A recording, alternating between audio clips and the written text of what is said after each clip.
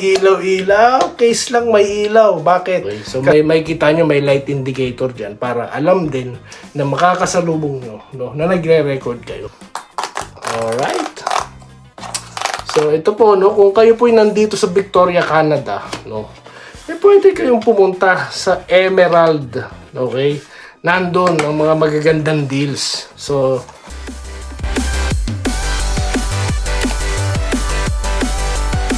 yo, what's up? Welcome back. Dito po si Denrica at Doy TV Sports. Well, ang ating pag-uusapan guys ay ito. Kita nyo ba yan? So, mag-unboxing po tayo. Mabilisang unboxing. Okay? So, bakit ako may ganito? Ito po ang Ray-Ban Meta. Okay? Dahil nga po may clamor na ang ating mga taga-barangay dyan na gusto nila, no, na mamasyal. Okay? Ipasyal ko sila dito sa lugar ko. Ano to? Malalaman nyo, no? Sundan nyo po ako habang binubuksan ko ito. Ito po ang ating unboxing ng Ray-Ban Meta. Okay? So, ito po ay partnership ng Ray-Ban at ng Meta, no? Na gawin ito.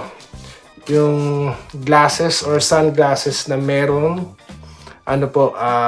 tawag dito, camera at marami pang features. Okay? Tatlong klase po to guys, no? Ang Wayfarer, no? Ang Skyler at ang Headliner. Okay?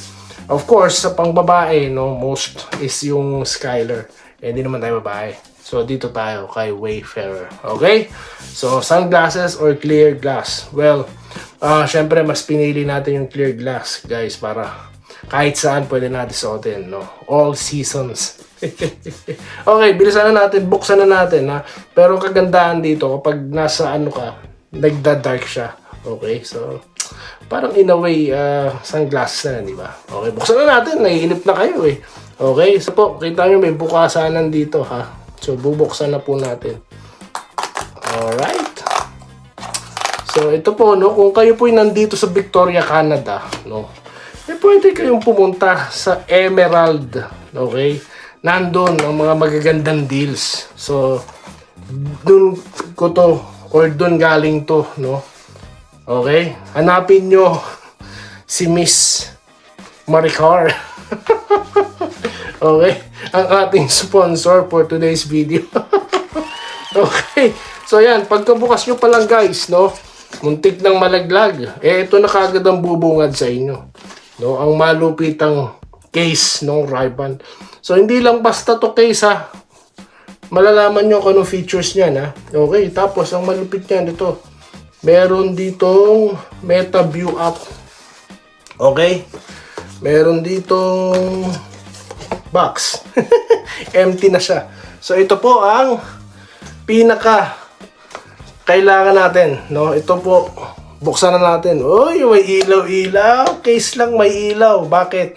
Kasi po, kumbaga sa AirPods, katulad nito, no? Ito po, ang siyang charging port, no? Ng, ano ba yan? Salamin! Salamin. Buksan, paano natin, mabilisan. Sabi ko sa inyo, ha? Yan po, medyo iniingatan natin, no? So, ito na po, no? So, papakita ko sa inyo muna yung loob ng case, no? So, may kita nyo, may magnetic dyan.